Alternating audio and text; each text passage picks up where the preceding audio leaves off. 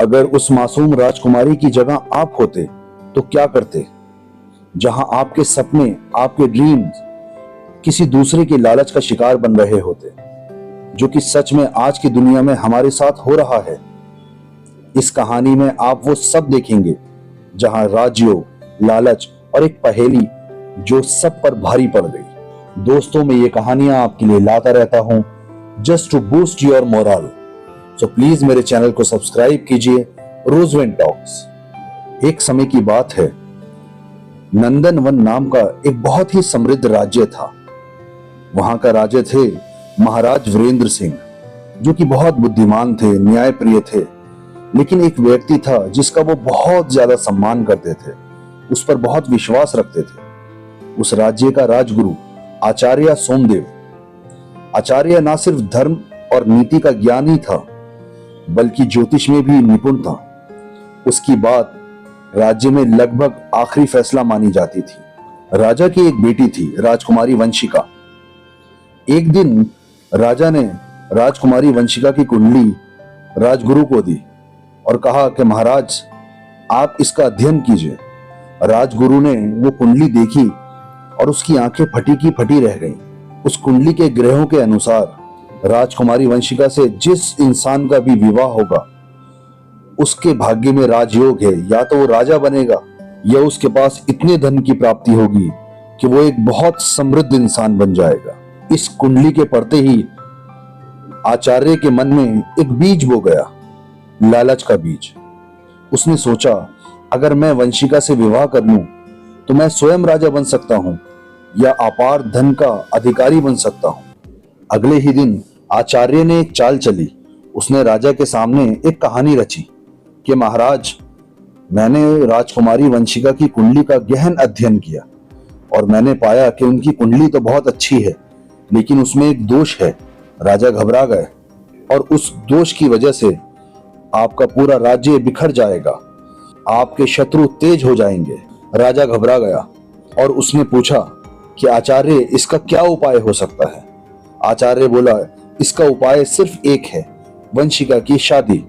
पहली चीज, राजकुमारी वंशिका की शादी अगले 7 दिन के अंदर होनी चाहिए। दूसरी चीज, किसी भी राजघराने के व्यक्ति से नहीं होनी चाहिए। अगर ऐसा किया जाता है तो आपका राज्य और समृद्ध होगा, उसकी और प्रतिष्ठा बढ़ेगी। राजकुमारी वंशिका पहले से ही आचार्य देव को कुछ ज्यादा पसंद नहीं करती थी, जबरदस्ती उसकी थोपी गई नीतियों की वजह से।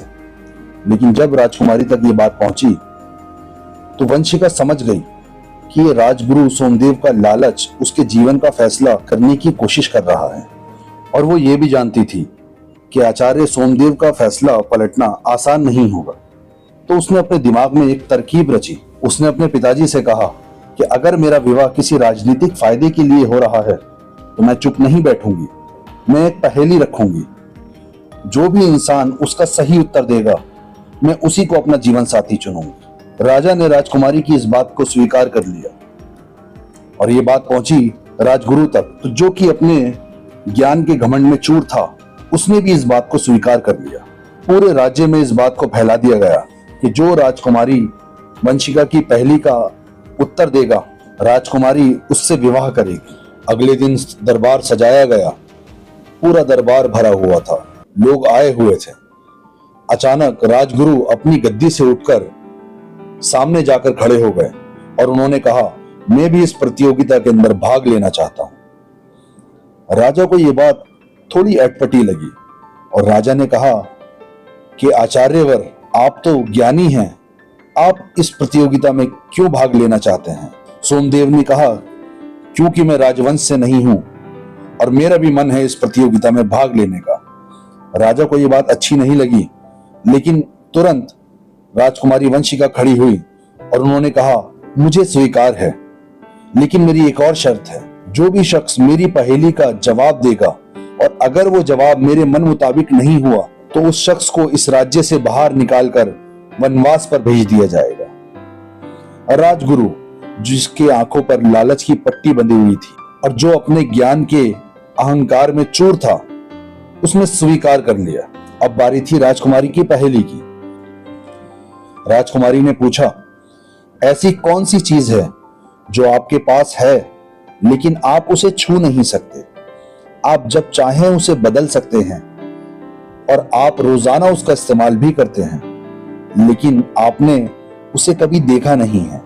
सोमदेव खड़ा हुआ और उसने कहा कि इसका जवाब मैं दूंगा। इसका जवाब वही है जो सिर्फ मेरे पास है, परम ज्ञान।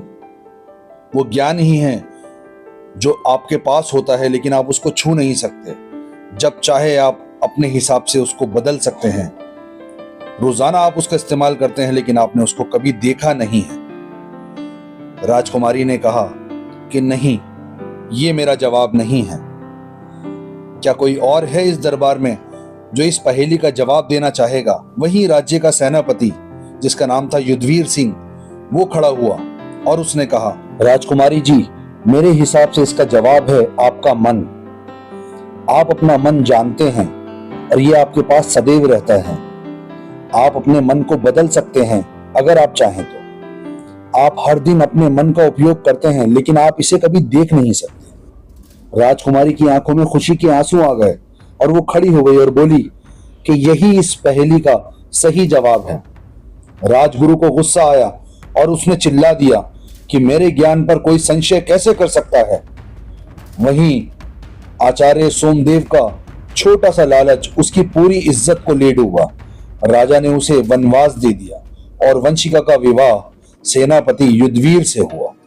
राजयोग की बात बिल्कुल सही थी, लेकिन ईमानदारी और बिना किसी लालच के। तो दोस्तों, अगर आप ध्यान से देखो तो ये कहानी उस जमाने की नहीं, ये कहानी आज के जमाने की भी है। आज भी कुछ लोग अपनी पोजीशन, पावर या नॉलेज का गलत फायदा उठाते हैं। आज भी कई लोग रिश्तों को, लोगों के इमोशंस को, उनके सपनों को सिर्फ अपने फायदे के लिए इस्तेमाल करते हैं। लेकिन ये कहानी बताती है, जहां स्वार्थ होता है वहां कुछ भी टिकता नहीं, और जहां ईमानदारी और सच्चाई की सोच होती है वहां जीत तय होती है। तो इस कहानी का पैगाम है कि अपने ज्ञान, अपने पोजीशन या किसी के भाग्य का गलत फायदा मत उठाओ, क्योंकि वक्त बदलने में देर नहीं लगती। तो दोस्तों, अगर आपको मेरी ये कहानी पसंद आई हो और इस कहानी में जो मैसेज है आपको लगता हो कि ये आज की सच्चाई से मेल खाता है, तो प्लीज मेरे वीडियो को ज्यादा से ज्यादा लोगों तक शेयर कीजिएगा। मेरे चैनल को सब्सक्राइब कीजिएगा। रोजवेन टॉक्स। Thank you.